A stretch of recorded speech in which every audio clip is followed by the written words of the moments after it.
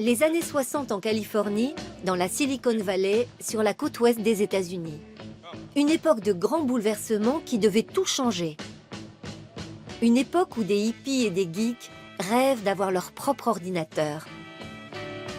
Pour l'heure, il n'existe qu'une poignée de supercalculateurs et vu leur prix, seules des multinationales, quelques universités et le gouvernement en détiennent. L'idée d'un petit ordinateur à la portée de tous n'est encore qu'une utopie. Un rêve fou qui paraît irréalisable. Je dirais que la révolution de la côte ouest est la révolution de la deuxième partie du XXe siècle. Celle qui a changé le monde, plus que le communisme ou n'importe quel mouvement national.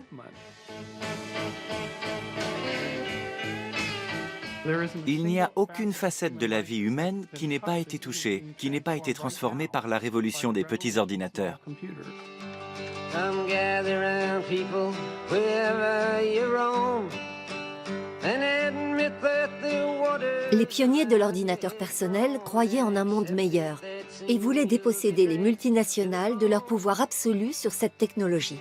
If your time to you is On était tous de gauche. Dans les années 70, un programmeur républicain, ça n'existait pas. the times they are changing. Tout le monde était contre la guerre, contre Nixon.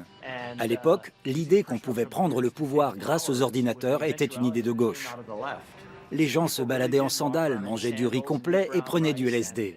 Si ça, ce n'est pas être de gauche, je ne sais pas ce que c'est. Don't speak too soon, for this wheel's still in spin. And there's no telling who that it's naming. For the loser now will be later to win. Oh, the times, they are changing.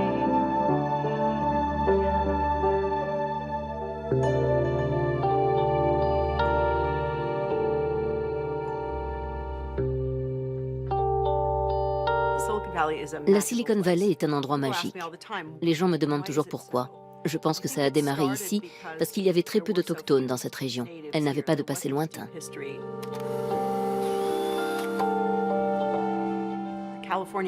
La Californie a toujours attiré les aventuriers et les chercheurs d'or. Voilà son histoire. C'est une terre d'intégration.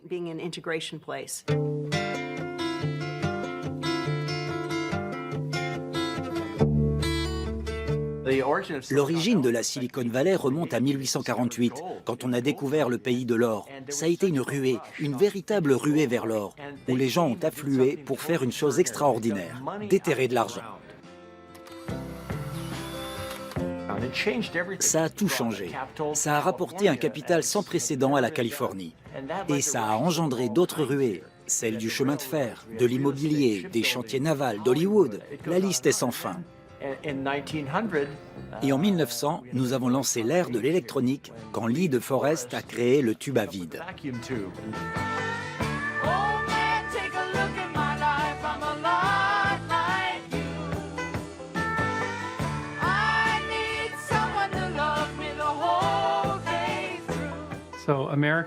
Les Américains sont allés le plus à l'ouest possible. Quand ils n'ont pas pu aller plus loin, ils ont regardé ce magnifique océan bleu.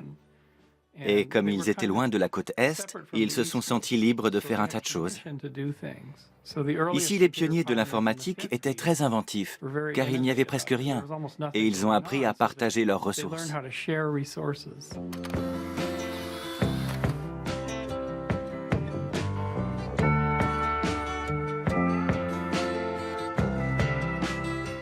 Quand on traverse les États-Unis en partant de New York pour rejoindre la côte ouest, on perd la notion de règles.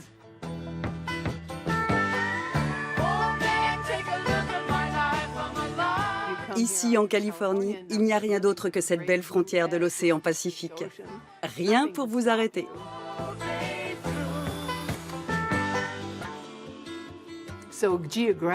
C'était la liberté. Et on voyait tous ces jeunes faire du stop sur la Highway 1, qui n'était rien d'autre qu'une bande de terre au bord de l'océan. Et les Beach Boys. We'll have fun, fun, fun.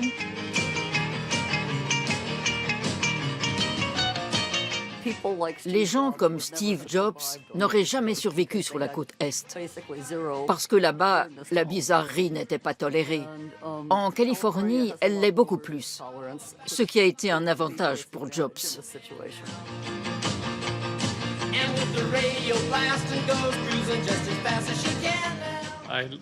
J'ai atterri en Californie. Je suis allé à la fac de Berkeley et j'ai rencontré des gens, dont une fille qui m'a emmené dans un camp nudiste dans les montagnes de Santa Cruz. C'était ma première expérience du nudisme et c'était vraiment cool.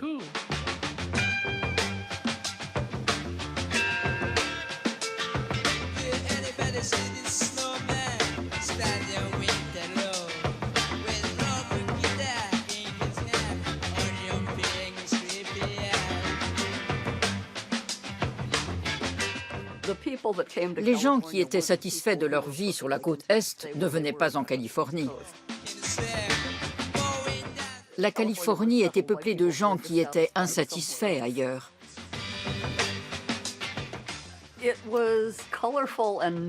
C'était coloré et nouveau, parce que ça succédait à une longue période de conformisme rigide.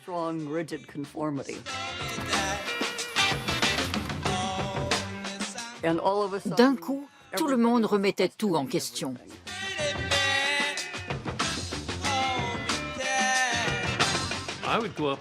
J'allais à San Francisco et plus particulièrement à Berkeley pour ma vie sociale. C'était super. Les baby-boomers ont certainement été la génération la plus insouciante de l'histoire. Leurs parents avaient travaillé dur pour qu'ils soient à l'abri. Du coup, les baby-boomers se sentaient en sécurité.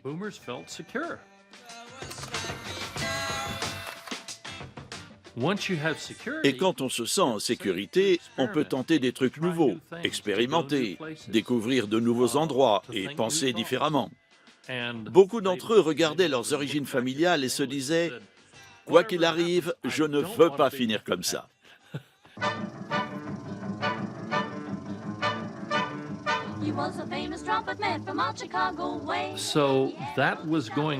Ce vent nouveau a en grande partie été déclenché par le mouvement anti-guerre, par le fait que les hommes risquaient à tout moment d'être expédiés au Vietnam pour servir de chair à canon.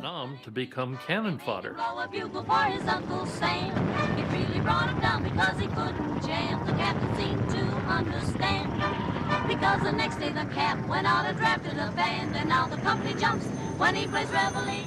60 000 de ces jeunes sont morts et 150 000 sont rentrés blessés.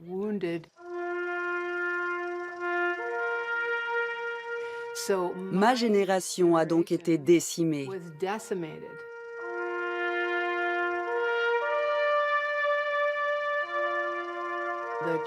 Les hommes traditionnels étaient partis. Ils s'étaient enrôlés comme leur père avait voulu qu'ils le fassent. Les moins traditionnels étaient les artistes, les musiciens, les libres penseurs.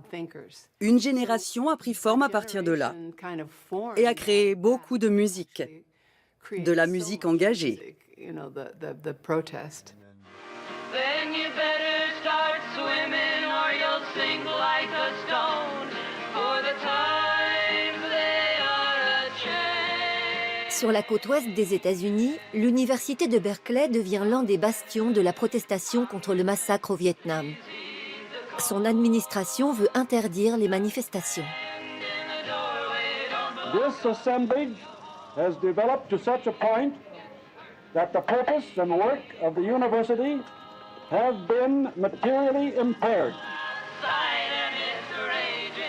Mais les étudiants refusent d'être muselés. Ils se battent pour la liberté d'expression sur le campus dans le cadre du Free Speech Movement. Bob Dylan entre en résonance avec l'esprit rebelle de cette jeunesse. En 1964, le texte de l'une de ses chansons devient l'hymne de la contre-culture, « The Times They Are Changing ». Et les temps changent, effectivement.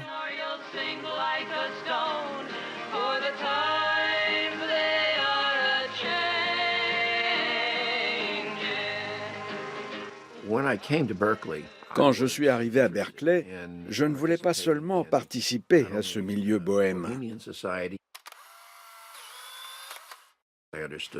Je comprenais les beatniks de San Francisco, mais je m'intéressais aussi aux activités contre la répression politique.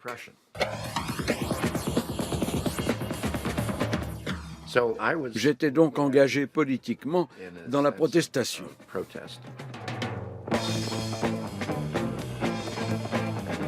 On ne peut pas dire que ce sont les hippies qui ont lancé la révolution informatique. Certains d'entre eux y ont participé, mais il y avait aussi des gens très conservateurs. Ce qui était valorisé dans ce milieu, c'était surtout ce que vous pouviez apporter.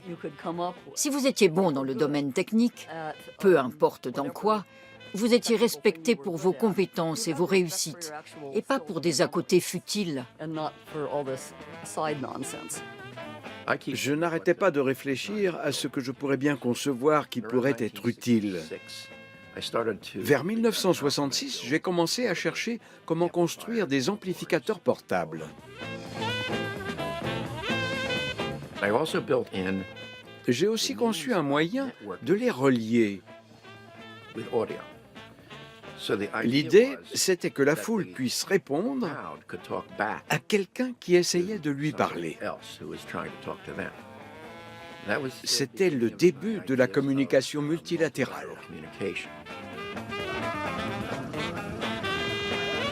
Communiquer d'égal à égal, donner la parole à chacun, des principes scandaleux. D'autant que les idées libérales des étudiants ne font pas encore consensus. En 1966, Ronald Reagan est élu gouverneur de Californie. C'est un conservateur pur et dur. Il prône le renforcement de la répression contre les manifestants. Mais la jeune génération n'est pas prête à renoncer au plaisir d'expérimenter de nouveaux modes de vie.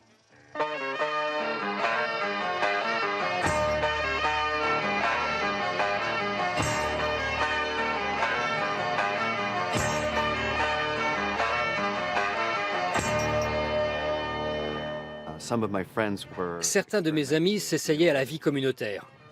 Il était question de la vie à la campagne, du retour à la terre, de faire pousser sa propre nourriture, ce genre de choses.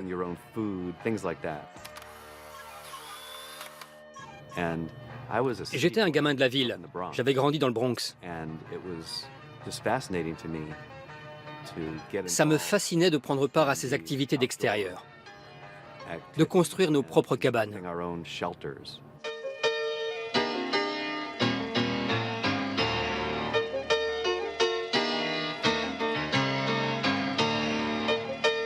Beaucoup de choses se passaient en même temps. Ce n'était pas une culture unique. Le monde n'était pas unifié.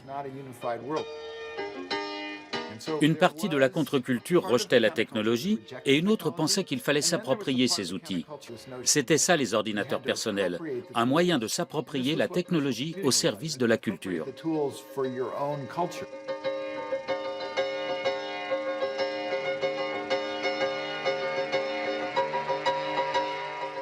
Le futur de l'humanité ne pouvait être que l'utopie ou l'oubli. Beaucoup de gens comprenaient ça, y compris moi. On était prêts pour la technologie, et ça a été décisif. Beaucoup d'ingénieurs travaillaient pour de grandes entreprises de serveurs centraux, mais ils rêvaient tous d'avoir un ordinateur à la maison.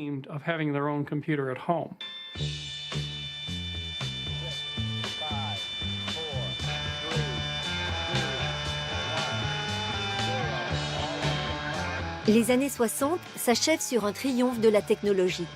Le 21 juillet 1969, Neil Armstrong est le premier homme à marcher sur la Lune. One small step for man, one giant leap for mankind. Don't you know that I'll always be true?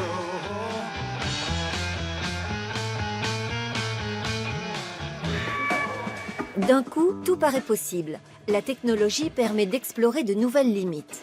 Peu de temps après, un lycéen fait parler de lui. Il révolutionnera le monde de la micro-informatique. Ce n'est ni un hippie, ni un geek, mais un individualiste impossible à cataloguer.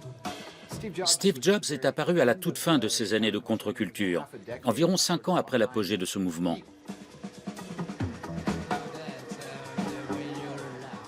Mais Jobs était très influencé par Bob Dylan et Joan Baez et sa vision du monde s'était nourrie de tout ça. Il avait à la fois un sens affûté des affaires et cette idée que les ordinateurs pouvaient être un outil d'émancipation.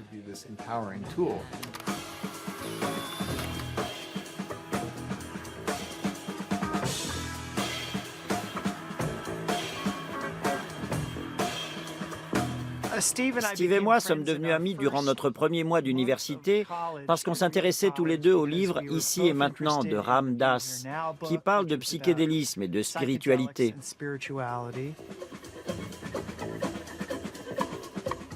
En fait, je suis l'expert mondial de tous les livres que Steve et moi avons lus et qui nous ont donné envie d'aller en Inde.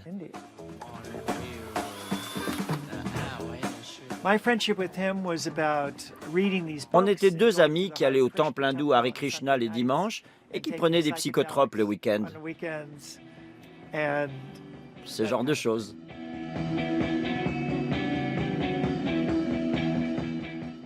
Ce qui était drôle à propos de Steve, c'est qu'il ne parlait jamais de technologie, du tout.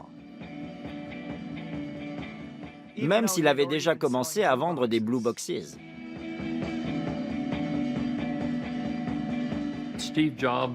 Quand ils étaient au lycée, Steve Jobs et Steve Wozniak avaient construit les Blue Boxes. C'étaient des boîtiers bleus qu'on pouvait connecter au réseau téléphonique pour passer des appels gratuitement dans le pays et à l'étranger. C'était complètement illégal, mais très marrant. Voilà comment ça marchait. À l'époque, la facturation des appels passait par la même ligne téléphonique que l'appel en lui-même.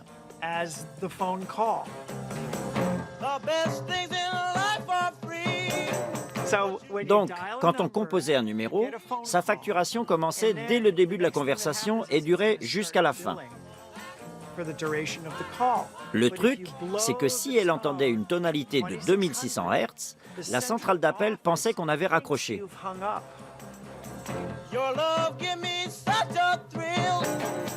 Donc, ça stoppait la facturation. Mais en réalité, on n'avait pas raccroché. Et on gagnait un appel gratuit. C'était là tout le secret. Steve Jobs et Wozniak ont immédiatement construit un prototype. Et Jobs a proposé de vendre ses boîtiers. Voilà comment leur partenariat a commencé. Sans les Blue Boxes, il n'y aurait peut-être pas eu Apple. Il y aurait eu des ordinateurs, mais le partenariat entre ces deux hommes a commencé parce que leur projet de Blue Boxes a eu beaucoup de succès. Pendant ce temps, des néo-hippies de la Silicon Valley sont en train de chambouler le système universitaire. Ils fondent une faculté libre et autogérée, dépourvue de programmes prédéfinis et de hiérarchie autoritaire. Pour eux, technologie et mode de vie alternatifs ne sont pas contradictoires. J'ai entendu parler de cette université libre, la Free University of Palo Alto, qui proposait des cours incroyables. Je me suis renseigné et je me suis dit, OK, je vais aller voir ça.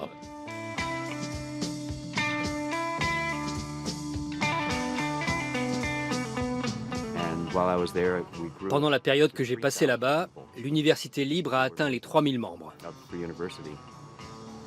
L'inscription coûtait environ $10.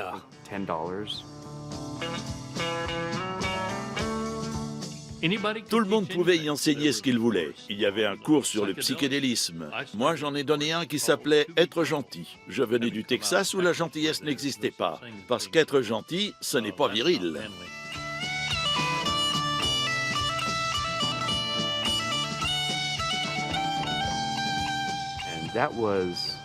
D'une certaine façon, c'était le précurseur de l'Internet d'aujourd'hui, qui donne accès à tout ce qu'on veut. On peut aussi créer n'importe quel contenu et le publier.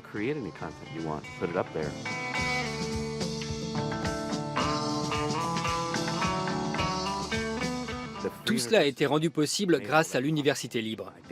Elle nous a ouvert les yeux sur ce qui pouvait se produire si les gens étaient à la fois consommateurs et acteurs. On n'est jamais trop jeune pour enseigner ou trop vieux pour apprendre. Cette infinie curiosité est l'un des penchants naturels majeurs de l'être humain. Le premier cours que j'ai donné était en rapport avec l'informatique. Ça s'appelait « Comment en finir avec le monopole d'IBM ». Et ça parlait du contrôle qu'IBM avait imposé aux grandes entreprises informatiques, qui représentaient à peu près toute l'industrie informatique de l'époque. Elles ne cherchaient pas de solution alternative. Du coup, je me suis dit qu'on devait se rassembler et réfléchir à une stratégie pour détrôner IBM.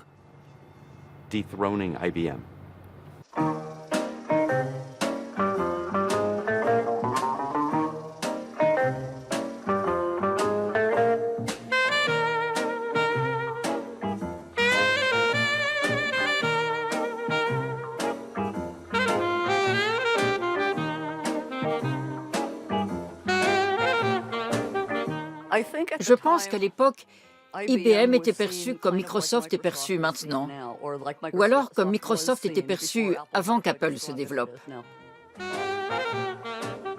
IBM dominait complètement le monde de la technologie. Il me semble que le PDG d'IBM avait estimé qu'il existait un marché pour 6 ordinateurs aux États-Unis. Il parlait de gros serveurs centraux.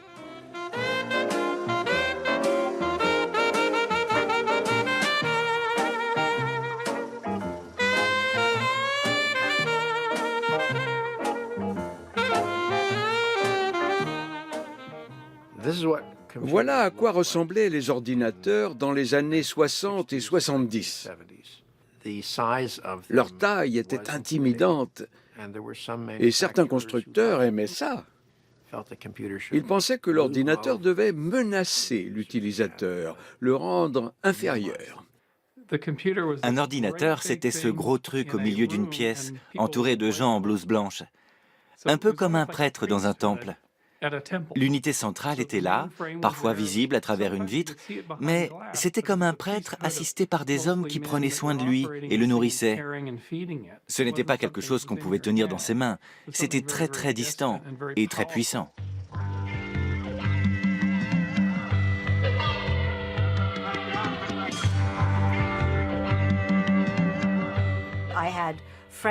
À la fac, j'avais des amis qui se faufilaient dans le sous-sol, au labo informatique, pour tenter de se servir de cet ordinateur géant. Je suis allée les voir. L'ordinateur prenait toute la place. Ils y glissaient des cartes perforées, faisaient quelques manips, et il en sortait la réponse, quelle qu'elle soit. Ça les fascinait.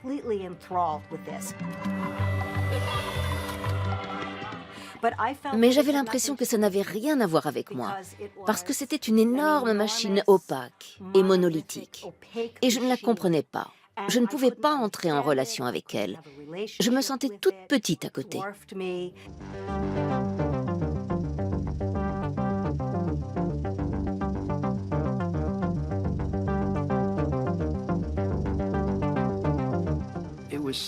On voyait ça comme un outil de contrôle de la société, comme un outil de concentration du pouvoir. Si on ne pouvait pas se payer cette machine, on ne pouvait pas faire toutes les choses qu'elle permettait de faire.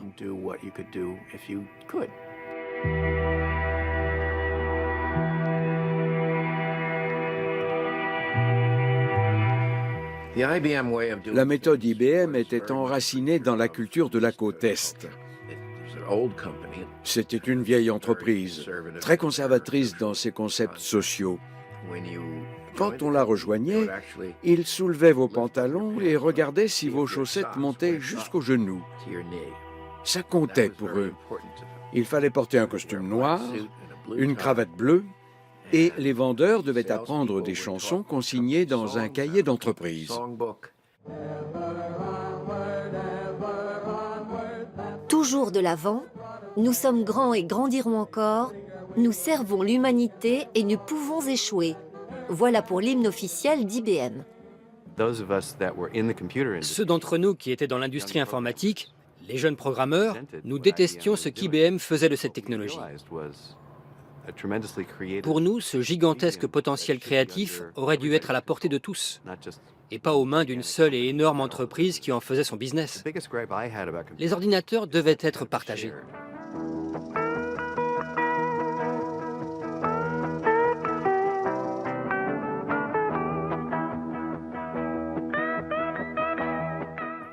Je cherchais à concevoir des machines qui aideraient les gens à créer des communautés dans l'esprit de l'agora, de la place du marché. Et maintenant, cette agora s'est transformée en média de masse.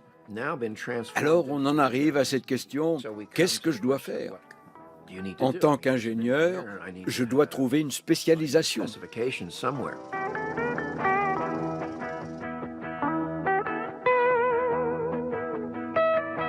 30 ans avant la mise en ligne d'une société nommée Facebook, un groupe de jeunes hackers autour de Lee Felsenstein crée un petit réseau informatique local à Berkeley. Comme les PC n'existent pas encore, ils sont obligés d'utiliser des terminaux reliés à un supercalculateur. On échangeait beaucoup et toutes sortes de choses. Certains tapaient des graphiques de machines à écrire, rien que pour les télécharger et pouvoir les retrouver grâce à des mots-clés. On avait aussi un poète qui rentrait quelques lignes de poésie et qui disait « Pour plus de poésie, appelez ce numéro et parlez à John ». Lee a été un des premiers à se rendre compte que les ordinateurs personnels pouvaient être mis au service de mouvements politiques et de la contre-culture. Il avait une idée très avancée de l'ordinateur en tant qu'outil politique. Ayant grandi dans une famille communiste, il avait ce genre de valeurs politiques. À son arrivée à Berkeley, il a tout de suite rejoint le mouvement étudiant. Mais comme il avait aussi de l'expérience dans l'ingénierie, son point de vue était nuancé. Et il considérait l'ordinateur comme une chose précieuse, non pas en tant qu'outil de contrôle, mais en tant qu'outil de libération. Il a pensé ça très tôt, dès le début.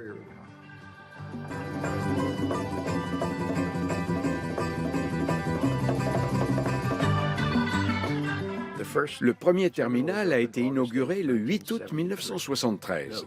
C'était avant les ordinateurs personnels. Quand on l'a installé à Berkeley dans un magasin de disques alternatifs, j'ai eu peur que les gens soient outrés. Comment osez-vous amener un ordinateur dans le beau petit monde qu'on a créé? Mais ça n'a pas été le cas. Tout le monde le regardait en disant « Oh, je peux l'utiliser ?»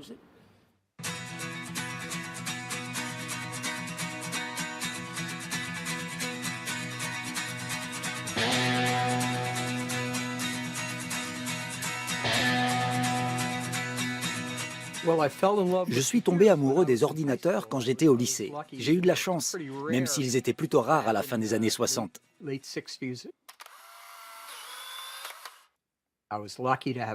J'ai eu la chance d'avoir été dans un lycée qui possédait un terminal connecté à un gros ordinateur, très loin. Je me suis lancé très naturellement, comme un poisson dans l'eau. Et j'ai adoré ça.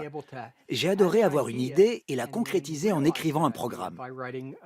Dès lors, j'ai voulu avoir mon propre ordinateur. Mais c'était impossible.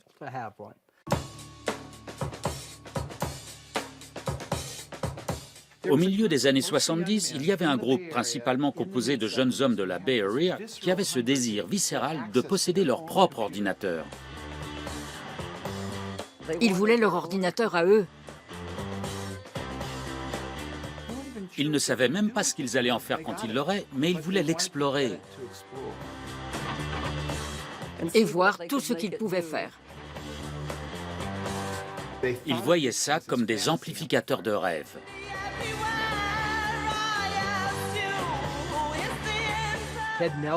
En 1974, Ted Nelson a publié un livre appelé Computer Lib. C'était la première fois que j'entendais quelqu'un parler des ordinateurs comme d'un outil pour les gens normaux, permettant de s'opposer à Big Brother.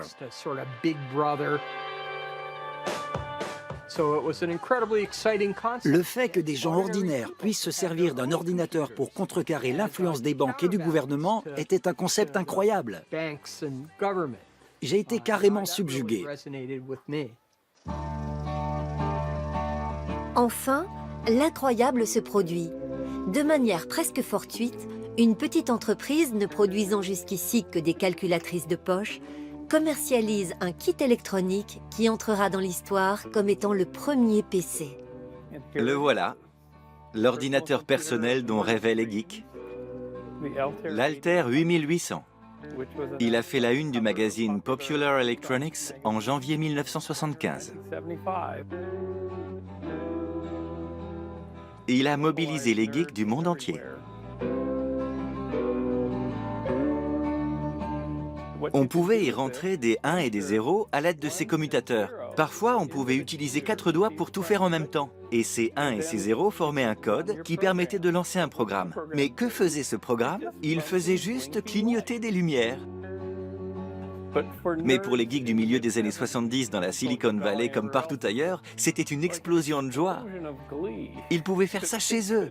Et ce n'était pas une simple calculatrice qui additionnait des chiffres. C'était un véritable ordinateur. C'était révolutionnaire. Et les gens qui n'en voyaient pas le potentiel trouvaient ça ridicule. À ce moment-là, au milieu des années 70, les mouvements hippies et contestataires se sont affaiblis. Mais le désir de s'affranchir des multinationales anonymes est toujours fort. Ceux qui rêvent d'avoir un PC veulent changer le monde. Non pas avec des fleurs dans les cheveux, mais avec un fer à souder dans la main. L'Alter 8800 donne le coup d'envoi. 30 personnes se sont réunies dans un garage par une nuit pluvieuse du mois de mars pour étudier cet ordinateur.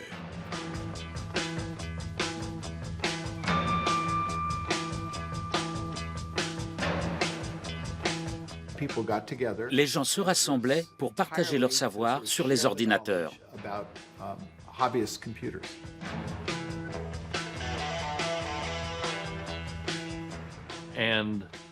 Et quelqu'un a décidé de monter un club informatique.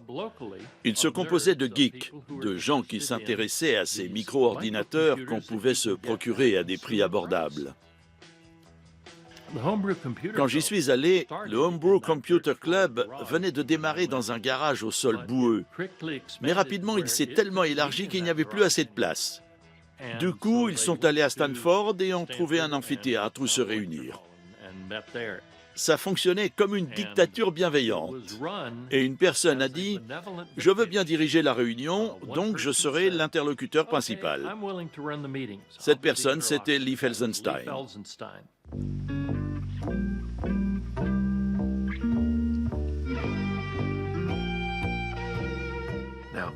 Je faisais partie de ces gens et j'avais acquis l'expérience du Community Memory. Je savais donc qu'on avait besoin de recueillir plus d'informations sur les autres membres du club. Qui sont-ils? Que veulent-ils faire? Qui a quelles compétences? Quelles ressources? Comme pour les réseaux sociaux.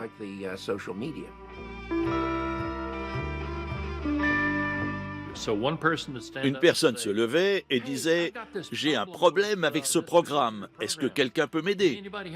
Ou alors « J'ai entendu dire qu'Intel allait produire une nouvelle puce électronique pour micro-ordinateur. » Ah oui, d'accord, tu peux nous en dire plus?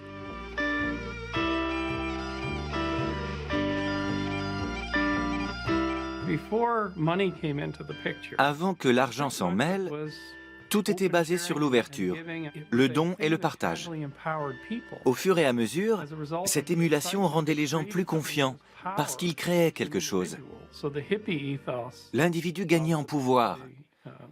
Et ce sont les valeurs hippies de l'humanisme et de la créativité qui flottaient sur le Homebrew Computer Club, pas celles de la bureaucratie. Tous ces gens adoraient proposer leurs nouvelles créations au club et les partager entre amis.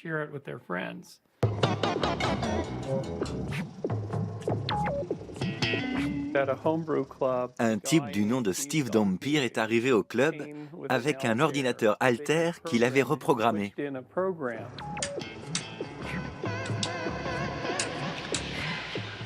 Il avait découvert qu'une radio AM branchée sur l'ordinateur et couplée à un programme spécial produisait des interférences qui sortaient de la machine et permettaient de créer des sons radio.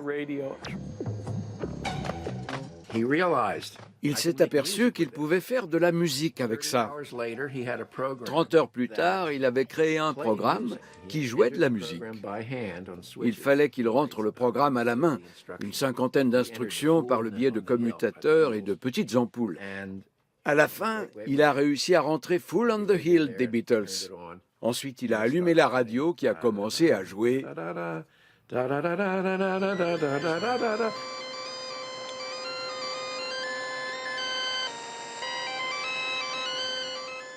Ça ne sonnait pas très bien, mais c'était bien ça. Lors de cette réunion du club, tout le monde s'est levé pour l'applaudir. Lee Felsenstein agitait son bâton en proclamant « Pour la première fois, l'halter a réellement fait quelque chose ». Les gens étaient stupéfaits. Comment avait-il fait pour faire sortir de la musique d'un ordinateur? Même Bill Gates en était incapable. Bill Gates n'est pas membre de ce club. Passionné d'électronique, il abandonne ses études pour devenir l'homme le plus riche du monde. Ce génie de l'informatique pose les jalons de son empire bien avant que l'idée de gagner de l'argent ne vienne effleurer la plupart des hackers. Bill a grandi à Seattle, pas dans la Bay Area. Il est allé à Harvard. Il était fasciné par les ordinateurs et avait l'âme d'un entrepreneur. Je veux dire qu'il a toujours eu un vrai sens des affaires. Il avait très vite compris le potentiel de l'informatique et des ordinateurs personnels. Il pensait que chaque foyer pouvait avoir son ordinateur. Mais ce n'était pas une vision politique ni une vision culturelle, c'était une vision technique. Bill Gates et Paul Allen étaient déjà amis quand les micro-ordinateurs ont fait leur apparition. Bill Gates est allé annoncer la nouvelle à Paul, et Paul a dit « Bon sang, il faut qu'on s'y mette tout de suite !» Il est allé chez MITS-Alter qui fabriquait ces ordinateurs et leur a dit « Vous avez beau avoir l'ordinateur, vous n'avez pas de logiciel.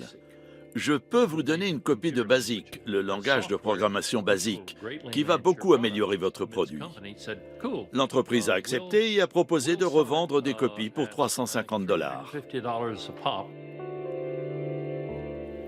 Quelques piètres amateurs ont effectivement payé $350 pour une copie de MITS BASIC.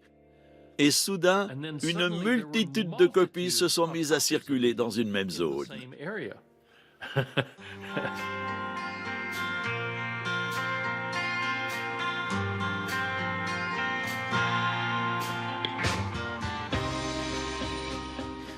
Alors on a échangé BASIC entre nous. Quelqu'un en a fait une vingtaine de copies et les a ramenées au club lors de la réunion suivante. Tous ceux qui en voulaient pouvaient se servir. Bill Gates s'est rendu compte que les gens ne payaient pas pour acquérir son BASIC, qui n'était en fait qu'une bande perforée presque aussi chère que l'ordinateur lui-même. Les gens utilisaient un lecteur de bande perforée, en sortaient des copies et les distribuaient.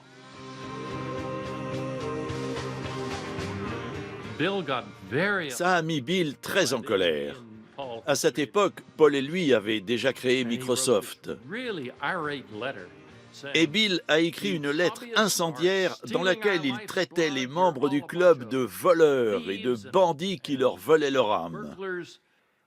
Comment voulez-vous qu'on ait une industrie du logiciel et de bons logiciels si vous les volez? Arrêtez ça!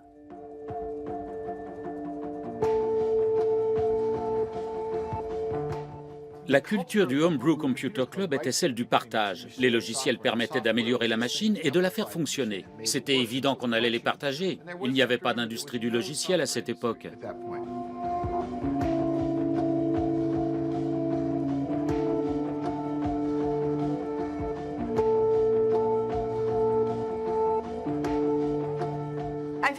Je pense que ça a été l'un des casse-têtes des débuts de l'industrie informatique. Une industrie fondée par des renégats qui aimaient se considérer comme tels.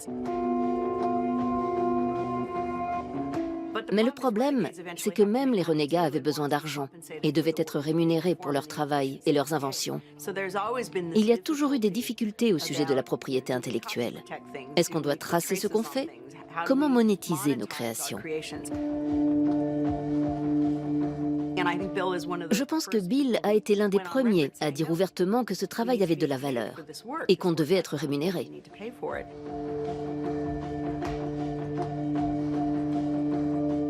Les gens du club ont reçu la lettre de Gates et leur réaction a été plutôt caustique. Ils n'étaient pas d'accord avec lui. Oui, c'était certainement du vol.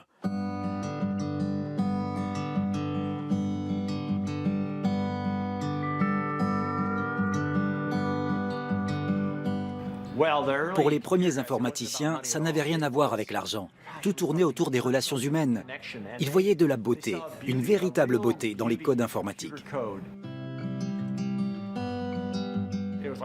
C'était comme une romance, un amour du codage et un amour pour la communication qui nous faisait utiliser ces outils et les tout premiers jeux qui faisaient des petits bip, bip.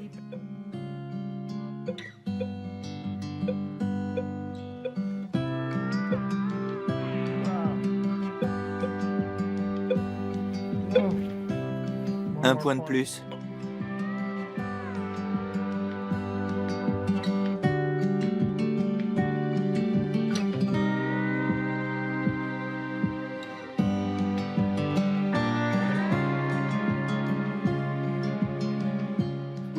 On utilisait ce joystick pour jouer.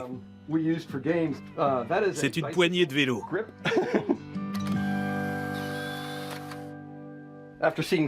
Après avoir vu Star Wars, mon colocataire a écrit un programme où on tirait sur des attaquants. On visait grâce au joystick et on tirait en appuyant sur ce bouton. C'est juste un tuyau assez court, fixé sur un morceau de bois et surmonté d'une poignée de vélo, avec un bouton au bout. C'était notre outil pour les jeux.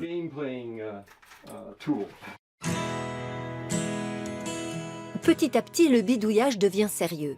Les premières entreprises voient le jour. Affublé d'un logo alambiqué représentant Newton sous un pommier, Apple est l'une des premières startups de garage.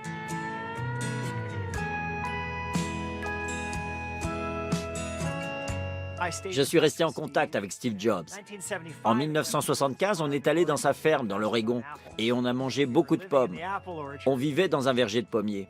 C'est de là que vient le nom d'Apple. L'année suivante, Steve Wozniak a créé son prototype d'ordinateur, celui de l'Apple One, et il en a fait la démonstration au club.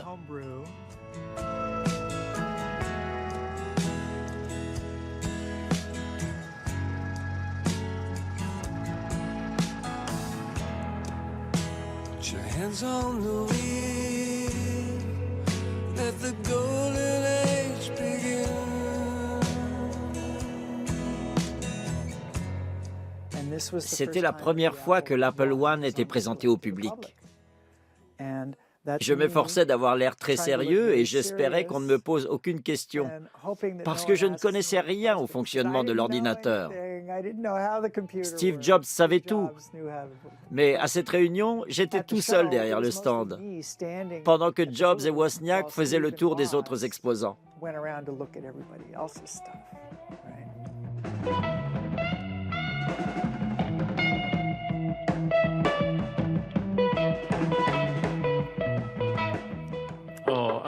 J'ai rencontré Steve Jobs et Steve Wozniak, Jobs et Woz, au Homebrew Computer Club. C'étaient tous les deux des geeks. Jobs était une sorte de visionnaire, de rêveur. Woz, un homme d'action. Et ils étaient très bons amis depuis le lycée. Woz a dit « Oui, l'Altair, c'est sympa, mais je veux un ordinateur qui fonctionne à ma façon. » Jobs était d'accord. C'est Woz qui a conçu tout l'ordinateur et tous les logiciels. Peut-être que Jobs l'a un peu aidé, mais ce n'était pas lui le développeur de ce qui deviendrait l'Apple One.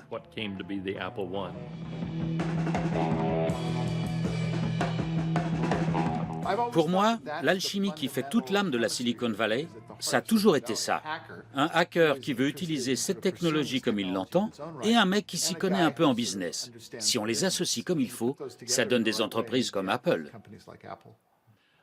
C'est comme ça que Woz et Jobs se sont lancés. Jobs était l'entrepreneur. C'était lui le visionnaire qui voyait qu'on pouvait aller plus loin.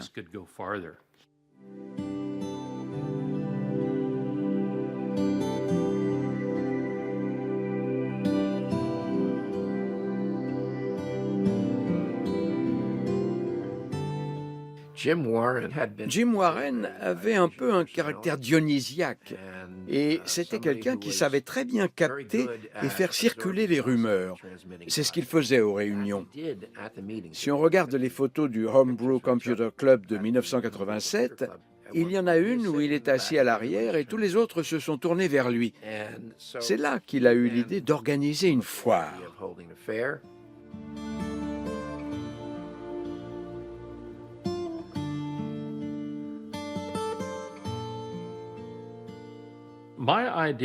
L'idée que je me faisais d'une foire était une version élargie du Homebrew Computer Club où les gens parlaient de ce qu'ils faisaient. Et si les gens voulaient installer des stands à l'extérieur pour montrer leurs produits, ça m'allait très bien.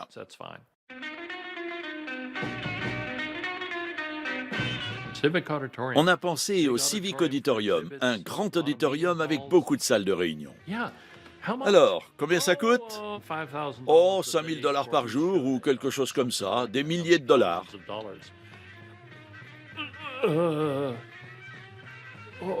D'accord, merci, on va y réfléchir. Comment est-ce qu'on allait pouvoir se payer ça? J'ai commencé à gribouiller sur une feuille de papier. Voyons, dans la Silicon Valley, on devrait pouvoir rameuter 5 000 personnes minimum. On pouvait leur demander entre 7 et 10 $ l'entrée. Ça pourrait nous permettre d'avoir 150 stands, ou même 200, auquel cas on pouvait leur demander plus d'argent. Pour les exposants, on demanderait 300 ou même 500 $. Plus il y aurait d'exposants, plus l'argent se multiplierait. Alors j'ai fait le calcul, et là...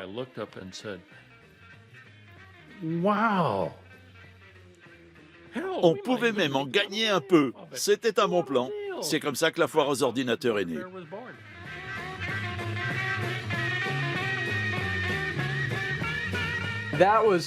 J'étais très enthousiaste.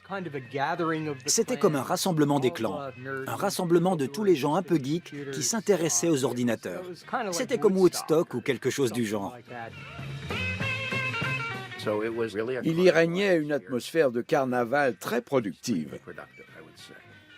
C'était le genre d'événement qu'on trouve dans une agora. Les passionnés étaient euphoriques. Leur communauté gagnait en reconnaissance. Ça disait « On existe, les ordinateurs personnels existent et seront le futur ». Le monde se transformait à l'image de ce qu'ils avaient créé. C'est à cette foire que l'Apple II a été présenté officiellement. Je l'ai trouvé sensationnel. Et j'en suis tombé amoureux tout de suite.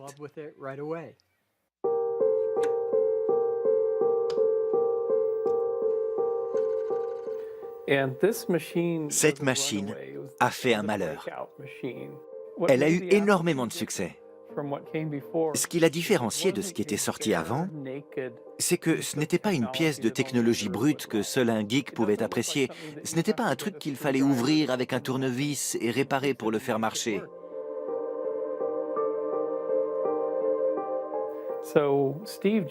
En génie du marketing, Steve Jobs a emprunté 100 000 $ pour fabriquer le magnifique boîtier que vous voyez ici.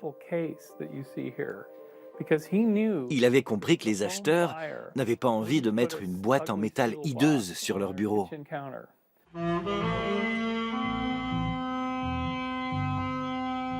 Steve avait compris qu'il y avait une vraie opportunité technologique. Et il ne m'a pas proposé de devenir son partenaire. Il me payait 3 $ de l'heure. C'est tout. C'était le salaire minimum. Du coup, je me sentais pauvre. La plupart du temps, j'étais tout seul dans le garage en train de tester les circuits imprimés, pendant que Steve téléphonait dans la cuisine. C'était ça, Apple. Et quand Steve s'en allait, c'est moi qui devais me précipiter dans la cuisine pour répondre au téléphone. Mais je pense qu'à l'époque, Steve savait très bien ce qui se passait. Apple a fini par dominer le marché pour plusieurs raisons.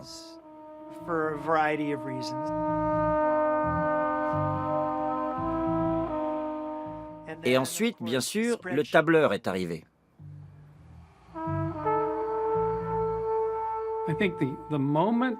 Je pense que l'ordinateur a quitté la sphère des passionnés au moment où nos amis Dan Bricklin et Bob Frankston ont inventé leur VisiCalc, leur feuille de calcul électronique.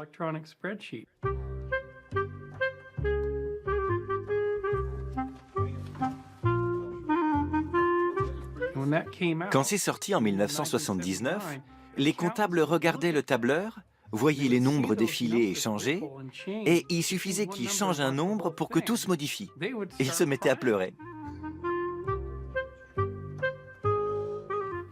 Il me disait, la voix tremblante, dire que je passe ma semaine à faire ça, et toi, il t'a fallu 15 minutes. Mon Dieu!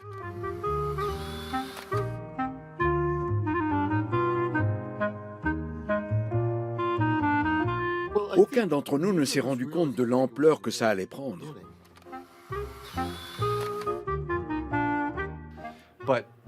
Mais le VisiCalc ne nous rapportait pas beaucoup d'argent. À cette époque, très peu de gens en gagnaient beaucoup. Pourquoi n'avons-nous pas fait breveter VisiCalc? On aurait pu devenir très riche. Oui, mais à l'époque, les programmes informatiques ne pouvaient pas être brevetés, uniquement les machines.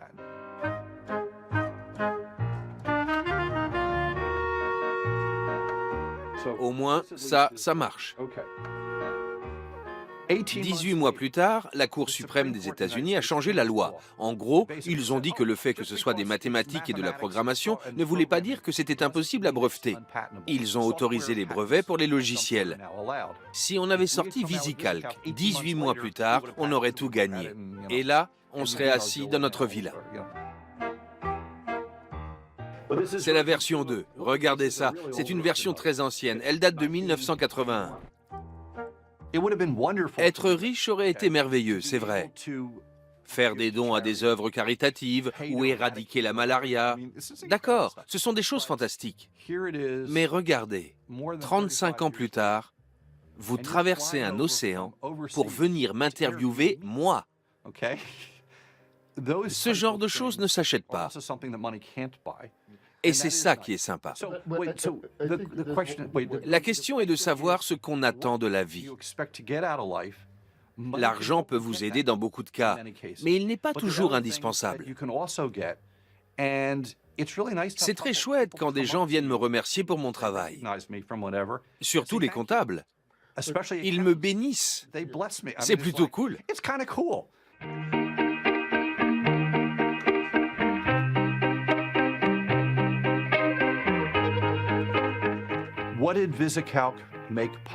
Ce que VisiCalc a rendu possible, c'est le repérage de produits financiers permettant aux gens de prendre des risques et de s'en sortir. Ça a permis les obligations à haut risque.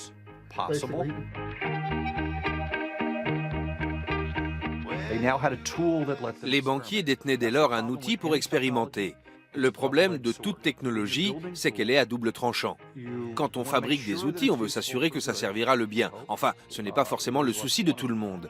Mais après, on se rend compte que les gens les utilisent comme bon leur semble. Si les années 80 ont été ce qu'elles ont été, c'est en partie parce que l'outil de prédilection de certaines personnes était la feuille de calcul.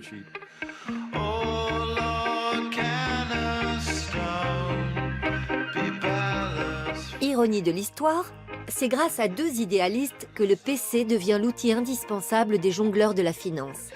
Et leur logiciel tombe à pic.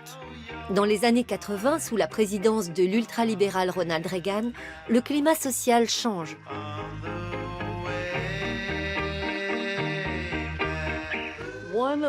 La majeure partie des années 80 s'est déroulée sous l'administration de Reagan.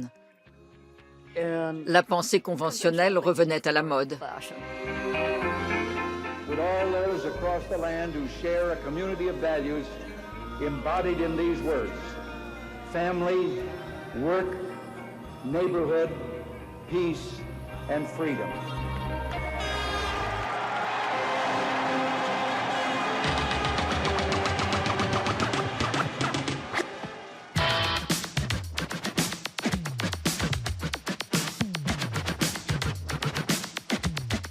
Dans les années 80, les idées sorties de quelques laboratoires et de la tête d'un groupe de mordus d'informatique se sont propagées dans toute la société.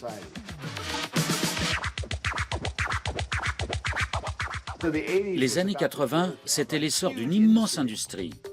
John Doerr, spécialiste du capital risque, l'a qualifié de plus grande accumulation légale de capital de l'histoire. C'est ce qui s'est passé dans les années 80. Et ça a touché toute la société américaine, des ménages aux écoles, en passant par les entreprises. Les mots d'ordre étaient « On y va, redorons le blason de l'Amérique, on est les meilleurs ». Et tout le monde les suivait, à commencer par l'armée et le business. Du coup, l'industrie était en plein boom dans les années 80.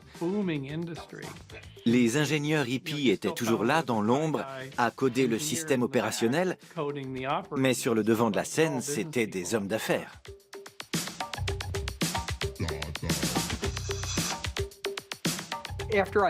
J'ai acheté mon Apple II et en tant que programmeur, j'ai évidemment commencé à écrire des programmes et à les distribuer au club. C'était passionnant parce que j'avais une sorte de public pour mes logiciels. Je pouvais écrire un programme et les gens s'en réjouissaient. Mais un ami m'a dit « Non, ne les offre pas, tu peux les vendre pour des dizaines de milliers de dollars. » Je ne savais pas comment faire un truc pareil, mais il m'a dit « T'inquiète, écris les programmes, je m'occuperai de trouver un marché et on partagera les gains. » Ça avait l'air plutôt intéressant.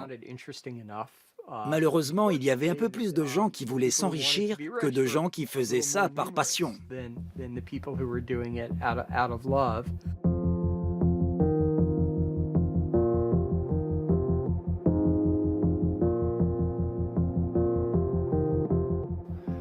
Quand Apple est entré en bourse en 1980, il y avait une centaine de millionnaires.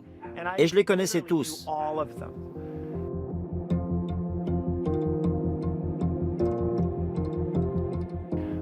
Cela dit, on n'allait jamais me donner d'actions.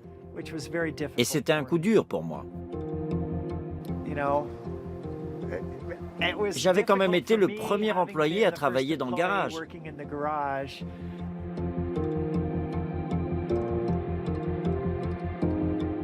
J'ai été très frustré et déprimé pendant un bon bout de temps.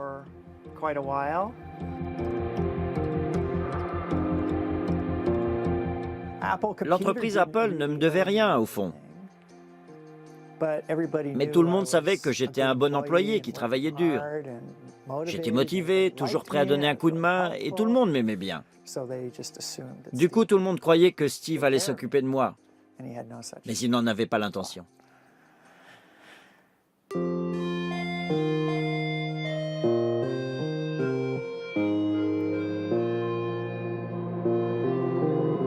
J'ai une théorie, je pense que c'était à cause d'une femme.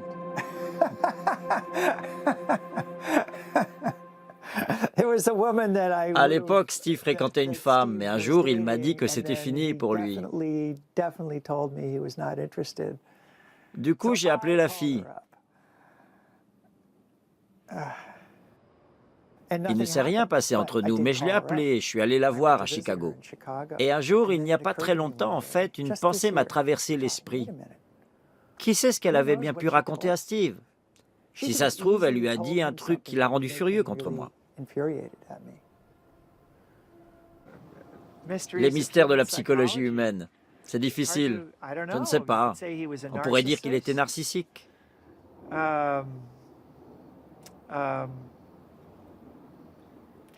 Tellement de choses entraient en jeu dans la vie de Steve. C'est pour ça qu'on a écrit autant de livres sur lui. Tandis que Steve Jobs mobilise son équipe sur le prochain ordinateur Apple, une nouvelle de la côte Est bouleverse les pionniers de la Silicon Valley. Au printemps 1981, IBM, l'entreprise honnie par les hackers pour ses supercalculateurs anonymes, annonce la mise en vente de son propre PC. Ça a été très rapide. À partir de 1975, il a fallu 6 ans à IBM pour réaliser qu'il fallait se faire une place sur le marché du PC. Ils se sont rendus compte que quelque chose était en marche et qu'ils devaient en faire partie. C'était devenu un business.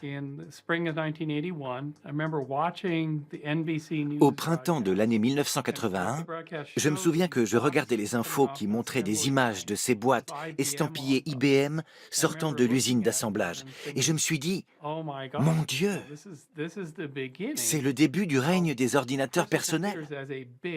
Parce qu'il était certain que tous les clients des grandes entreprises entreprises allaient les acheter si ça venait d'IBM.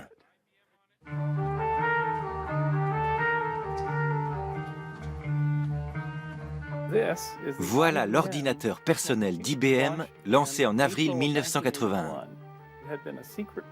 C'était un projet secret dont personne n'avait entendu parler.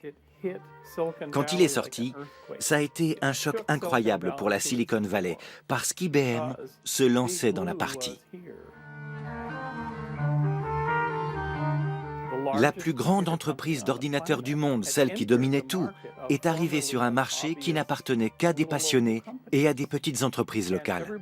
Tout le monde a senti que ça allait tout changer et ce PC a effectivement façonné les années 80.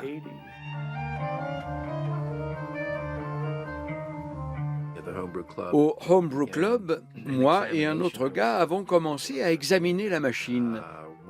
Et on s'est rendu compte qu'IBM avait totalement changé sa façon de faire. Maintenant, ils faisaient les choses comme nous, en utilisant des composants vendus en libre service. Et ils avaient publié leur code dans le manuel, pour qu'on puisse le voir.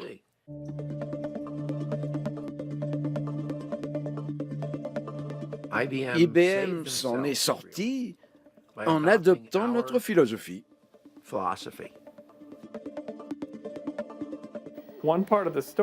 IBM avait estampillé la machine à son nom alors qu'elle contenait des pièces d'autres fabricants. Bill Gates, qui était un génie de la stratégie commerciale, a sauté sur l'occasion pour équiper cette machine avec son système d'exploitation. Mais ce n'était même pas le sien, puisqu'il avait été écrit par Tim Patterson.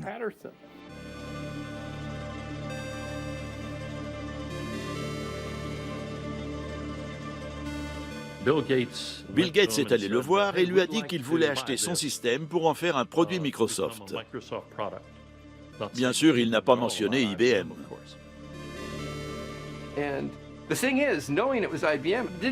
Que je sache ou non qu'IBM était derrière tout ça n'avait pas grande importance. Parce que je n'imaginais pas une seconde que ça allait être un succès. Les forces marketing qu'IBM pouvait déployer pour que ça prenne cette ampleur m'échappaient totalement. Je faisais mon boulot, j'étais payé. Ça ne me dérange pas de ne pas être connu. Je suis très fier d'avoir écrit un programme qui est devenu le programme le plus utilisé pendant au moins 10 ans. J'en suis très fier. Et je ne tiens pas rigueur à Microsoft de gagner autant d'argent avec, parce que c'est grâce à eux que ce programme a été reconnu.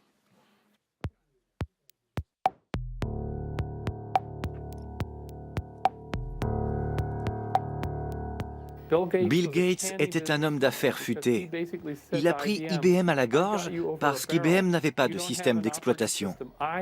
Gates en avait un, mais ils ont dû accepter de signer un contrat stipulant qu'IBM n'avait pas l'exclusivité sur ce système. Bill Gates pouvait le vendre à d'autres personnes. Et c'est cette petite clause de contrat qui a fait de lui l'homme le plus riche du monde.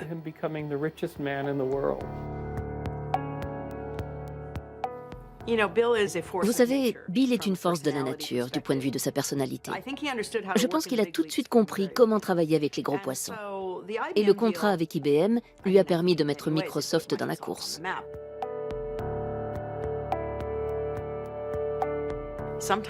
Parfois, des industries entières dépendent d'une réunion qui a ou n'a pas lieu.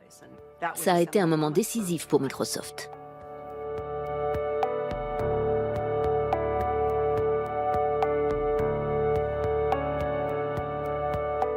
Je pense qu'IBM a accepté l'offre de Bill Gates, consistant à acheter une licence plutôt que le système d'exploitation en lui-même, parce qu'il ne réalisait pas ce qui se passait. Il ne se rendait pas compte que les ordinateurs personnels allaient dominer le marché de l'informatique. Mais Bill Gates avait la conviction qu'on finirait par avoir un ordinateur dans chaque foyer.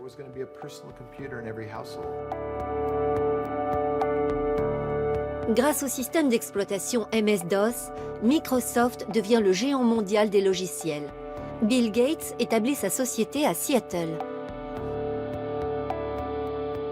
La Silicon Valley reste malgré tout l'épicentre de l'innovation. Des entreprises traditionnelles, dont le fabricant de photocopieuses Xerox, y poursuivent leurs recherches sur des ordinateurs d'un nouveau type.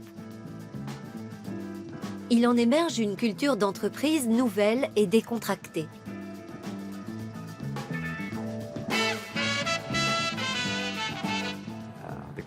Dans les salles de réunion, on avait de gros poufs comme celui-ci.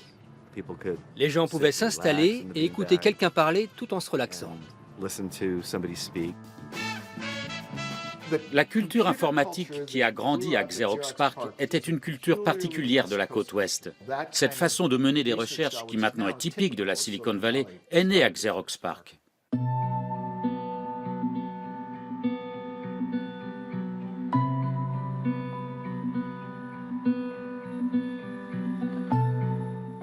Chaque jour était une aventure. Je pouvais me rendre ici à vélo et aller à la conquête de chacune de mes idées.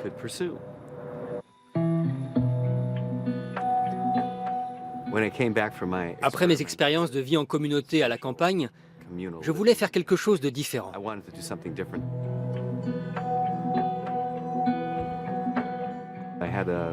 J'imaginais des appareils plus faciles d'utilisation, à la portée de tous. Je me suis rendu compte que les ordinateurs étaient bien plus compliqués que nécessaire. Il fallait plus de simplicité. Selon moi, apprendre à utiliser un ordinateur ne devait prendre que quelques minutes. L'Alto était notre vision du futur de l'informatique. Dans la mesure de nos capacités techniques, nous avons essayé de transposer cette vision dans l'Alto.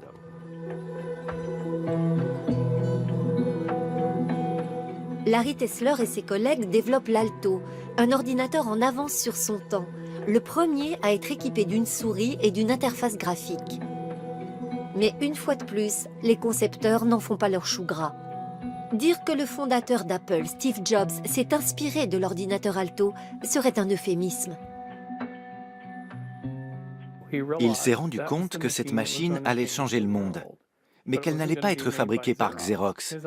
Son idée était qu'il pouvait faire mieux en transférant les caractéristiques de l'Alto dans un Macintosh qu'il pouvait vendre à tout le monde.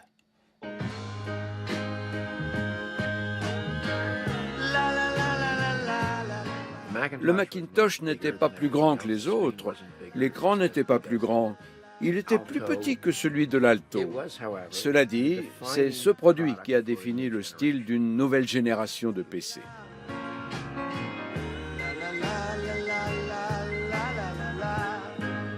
Quand on écrivait une simple lettre à sa mère, par exemple, la version imprimée était la même que celle que l'on voyait à l'écran.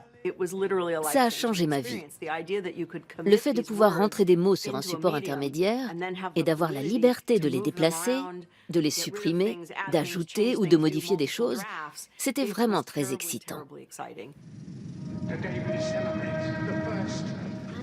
Le lancement commercial a évidemment marqué un tournant culturel, avec la célèbre pub de Ridley Scott pour Apple. Cette pub montrait IBM comme une entreprise bureaucratique pleine de droïdes. IBM était présenté comme Big Brother dans le livre d'Orwell. On y voyait des espèces de zombies sur des chaises qui avalaient le discours de Big Brother. Et tout était très rigide, conformiste et ennuyeux. Et tout d'un coup, une femme en short et t-shirt moulant surgissait en brandissant un marteau. Elle le lançait et détruisait l'écran sur lequel le chef donnait ses instructions. Du coup, Apple devenait la force de la libération et IBM celle de l'oppression. On January 24th, Apple Computer will introduce Macintosh. And you'll see why 1984 won't be like 1984. C'était quelque chose d'incroyable, un merveilleux positionnement commercial, un vrai chef-d'œuvre.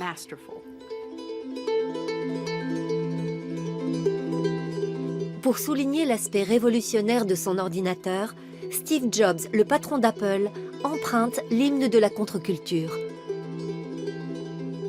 I'd like to open the meeting with a part of an old poem, about a 20-year-old poem by Dylan. That's Bob Dylan.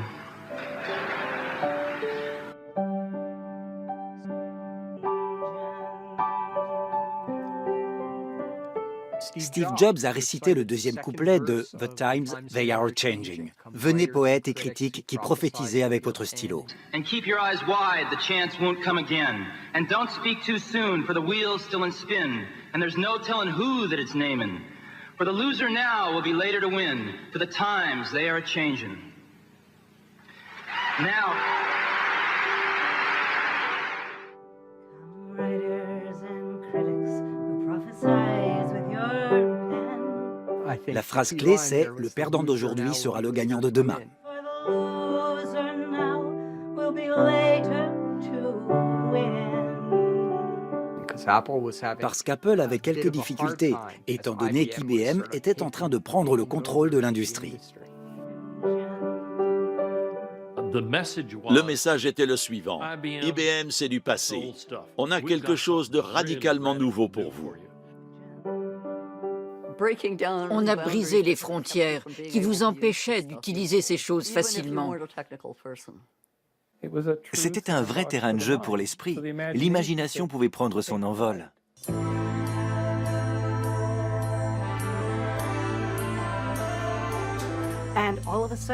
Tout d'un coup, chacun avait l'impression que cet ordinateur avait été créé pour lui, par des gens comme lui, dans une entreprise dirigée par des gens comme lui. Des gens qui comprenaient qui on était et ce qu'on voulait faire avec un ordinateur, et qui avaient du respect pour ça.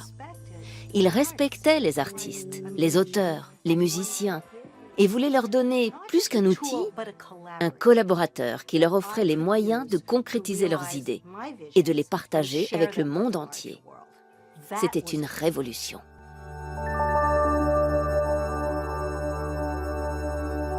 L'ordinateur tel que nous le connaissons aujourd'hui existe enfin, et la révolution suivante est déjà en marche.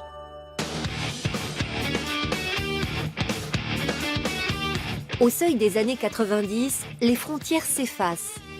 Le président des États-Unis Ronald Reagan et le président de l'Union soviétique Gorbatchev mettent un terme à la guerre froide. Le mur de Berlin tombe en 1989. Les années 90 ont tenu la promesse des ordinateurs personnels. Dès lors, les petits boîtiers de la Silicon Valley deviennent des fenêtres ouvertes sur le monde. De son côté, l'armée américaine développe depuis longtemps un réseau informatique mondial pour son propre usage. Mais à partir de 1990, l'Internet devient accessible au public. En Suisse, Tim Berners-Lee, un chercheur du CERN, a l'idée de partager toutes les informations sur un seul réseau. Le World Wide Web est né et il changera la vie de millions de gens. Tout à coup, le monde entier était connecté. Avec la chute de l'Union soviétique, notre ancien ennemi était à présent connecté au même réseau. Et tout le monde avait des ordinateurs. Tous les gens que je connais ont été affectés par Internet et le web. C'est quelque chose d'incroyable. Le fait d'être connecté au monde est une avancée incomparable dans l'histoire de l'humanité. J'ai des amis en Angleterre, en France. Je ne les reconnaîtrais pas dans la rue, mais on discute très souvent. C'est vrai qu'avant, on pouvait faire ça par voie postale, mais c'était beaucoup plus lent.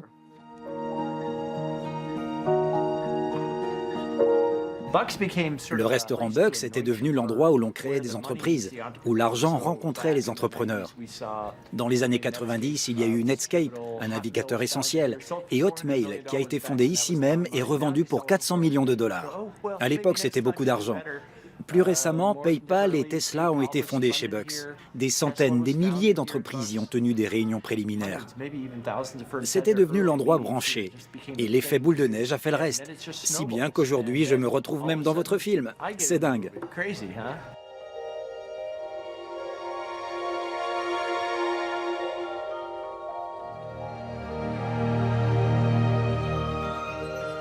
Certains acteurs de la révolution du PC se reconvertissent dans le domaine de l'Internet.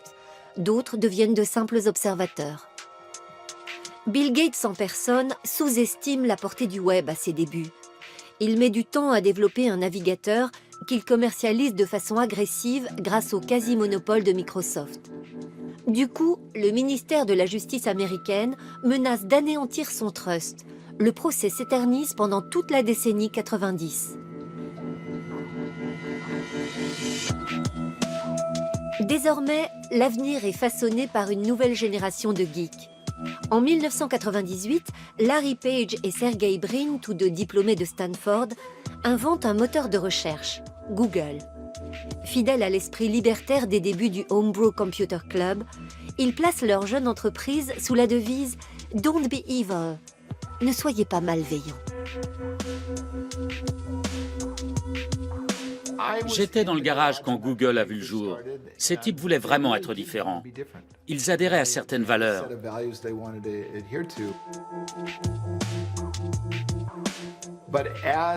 Mais ils sont devenus une entreprise qui brasse $1 milliard par semaine. Vous imaginez? Ça a profondément changé leur vision des choses. Et en 2015, ils ont laissé tomber leur slogan qui appelait à ne pas être malveillant. Aujourd'hui, c'est l'une des entreprises les plus puissantes du monde.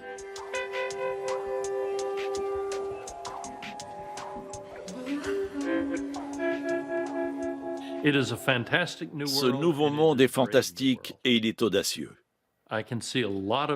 Il présente de nombreux dangers, mais aussi beaucoup d'opportunités.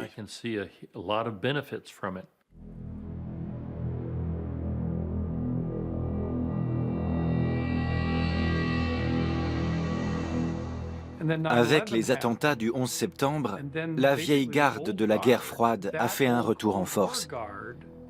Et il est difficile de garder une société ouverte quand elle a tendance à se fermer parce qu'elle a peur.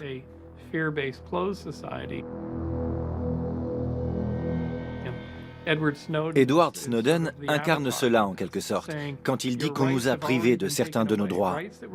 On nous a retiré des droits inaliénables en termes de surveillance et de communication, et nous avons le droit d'exiger qu'on nous les restitue. George Orwell n'aurait jamais pu imaginer la puissance de l'outil de surveillance qu'est devenu Internet. Chacun de nos mouvements, chacune de nos respirations sont enregistrés. Et les gens marchent dans cet échange. C'est ça qui est incroyable. Ils échangent leurs informations personnelles contre des trucs gratuits, des promotions. C'est comme ça.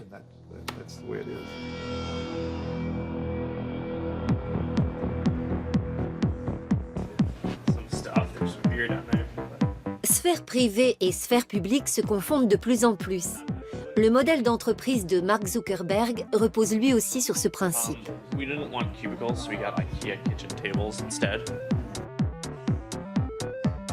En 2004, alors âgé de 20 ans, l'étudiant en psychologie et en informatique crée une société nommée Facebook. Par la suite, près d'1,6 milliard d'individus utiliseront son réseau social. Le rêve du mouvement étudiant de Berkeley, ce rêve qu'une poignée de hackers avait poursuivi dans les garages de la Silicon Valley, devient un réseau mondial incontournable. La démocratisation technologique est totale et offre des opportunités fantastiques à tout un chacun. C'est un point de vue, en tout cas. En ce moment, nous avons l'illusion que notre société est libre et qu'on peut faire tout ce qu'on veut. Mais les choses qu'on poste peuvent être utilisées pour contrôler la société. Si on devait subir 1 ou 2 11 septembre de plus, notre société pourrait changer.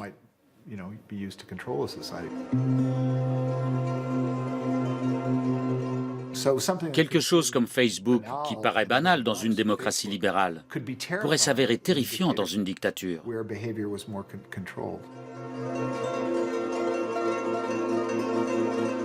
Il est tristement ironique de constater que ce qui a commencé comme une utopie et un mouvement révolutionnaire risque de devenir une force de contrôle et de surveillance globalisée.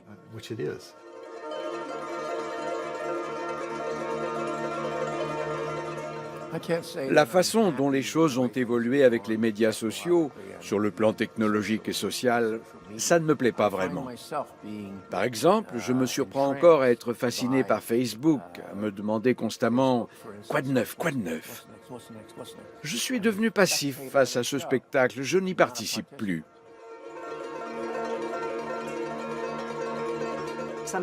Parfois, quand je dîne avec mon frère, mes neveux et mes nièces, j'essaie de leur parler, mais ils sont comme ça, rivés à leur écran.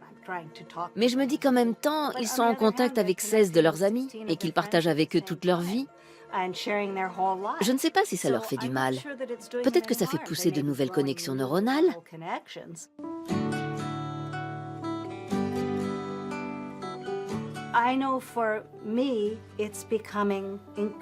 Pour moi, il est devenu de plus en plus important de ne pas oublier de sortir de chez moi et de me laisser envahir par la beauté du monde réel.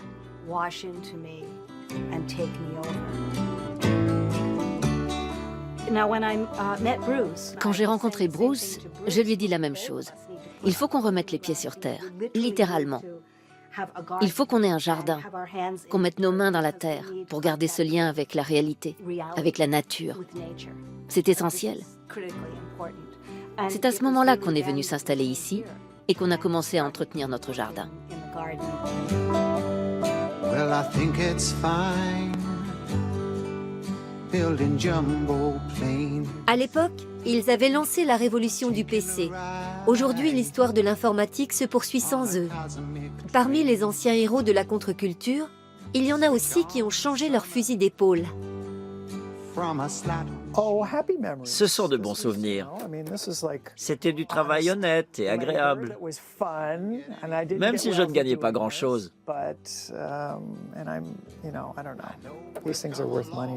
J'ai récupéré tout ça à mon bureau chez Apple. Non pas parce que je pensais que ça allait valoir quelque chose, mais plutôt pour éviter que ça parte à la poubelle.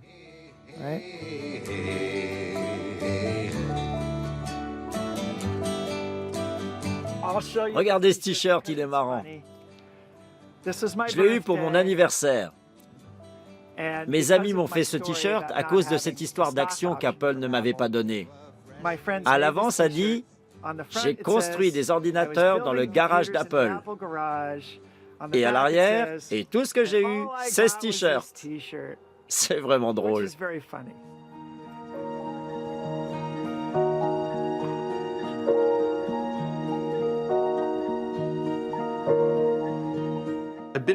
Ça fait longtemps que je suis retraité et que je travaille ici, dans mon atelier. Mais tout récemment, j'ai décidé de rejoindre un groupe, de travailler avec des gens sur quelque chose qui finira peut-être par devenir un produit utilisé par les masses. J'ai postulé à quelques endroits. On ne m'a pas rappelé. Peut-être que c'est parce que je suis trop vieux. Je me sens un peu sous-estimé.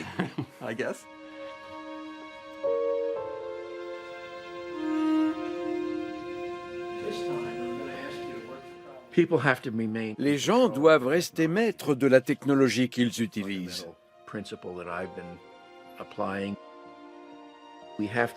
J'applique ce principe fondamental. Il faut qu'on réussisse à en tirer une expérience directe, parce qu'on ne peut pas simplement s'en remettre à l'intelligence artificielle ou à des entreprises en Chine. J'ai donc conçu du matériel qui permet aux enfants de 11 ans et plus de comprendre la programmation et la logique booléenne.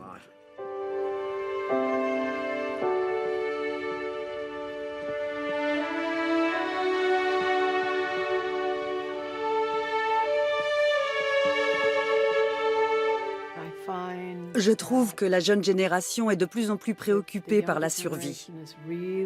Ce qui les intéresse, c'est d'avoir du boulot. Ils ne peuvent se permettre aucun luxe. Nous, on avait la chance de pouvoir perdre notre temps à rêver, à vouloir être la plus grande chanteuse, le meilleur peintre, et on partageait ces rêves entre nous.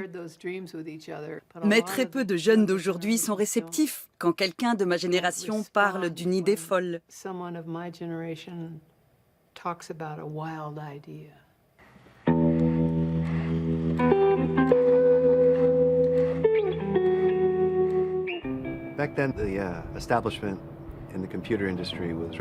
À l'époque, IBM représentait l'establishment de l'industrie informatique. Aujourd'hui, c'est Google, Facebook, Apple, Microsoft, Oracle. Ce sont eux qui ont des milliards de clients. Alors c'est vrai, ce que j'ai contribué à créer à l'époque est devenu l'establishment, alors que c'est précisément ça que je combattais.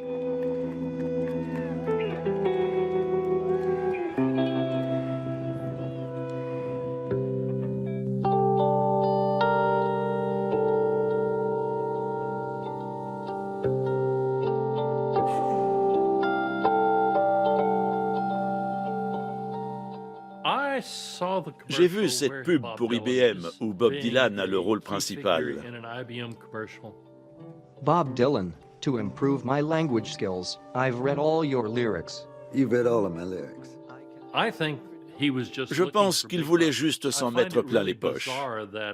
Je trouve ça vraiment bizarre que Steve Jobs ait cité Bob Dylan dans les années 80 lors de la sortie du Macintosh et de retrouver un Bob Dylan plus vieux et plus ridé dans une pub pour IBM. Doobie-doobie-doo, do, do, doobie-doo. C'est une déception.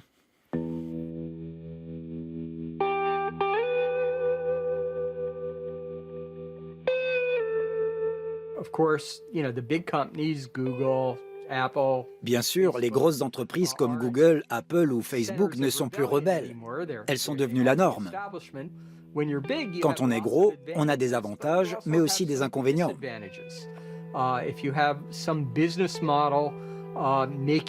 Quand on a un modèle économique qui rapporte, on n'a pas forcément envie d'en changer. C'est plus simple d'innover quand on part de rien.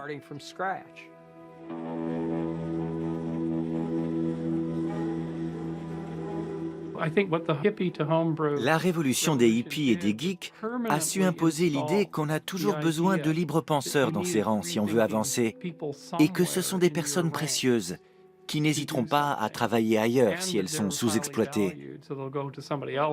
On a besoin de ces gens. Ce ne sont pas juste des gars bizarres.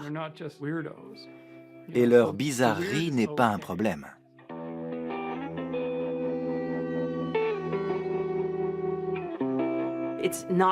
Ton look ou ton apparence ne compte pas tellement.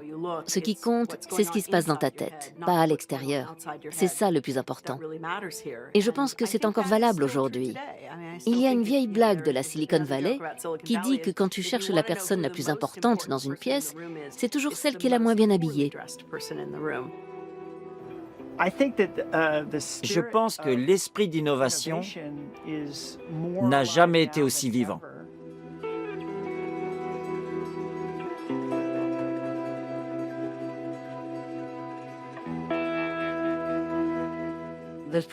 Il y a certainement bien plus de start-up aujourd'hui que dans les années 80. Et oui, beaucoup d'entre elles échouent. Oui, certaines sont stupides. Mais certaines vont aussi changer le monde. Et on ne sait pas encore desquelles il s'agit. Ce qui compte, c'est d'entretenir un environnement où elles peuvent exister et prospérer. Come gather round, people, wherever you roam, and admit that the waters around you have grown. La révolution de la côte ouest a commencé avec la musique, l'art, peut-être les drogues dans les années 60. Mais les mouvements de libération des femmes et des gens de couleur, le mouvement écologique, sont également des choses qui ont nourri la révolution des PC et qui l'ont renforcée.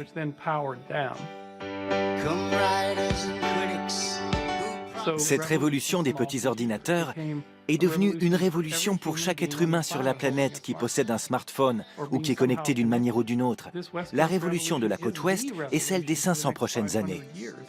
Elle a commencé sur ses rivages et comme une marée, ces vagues continuent à déferler dans le monde entier.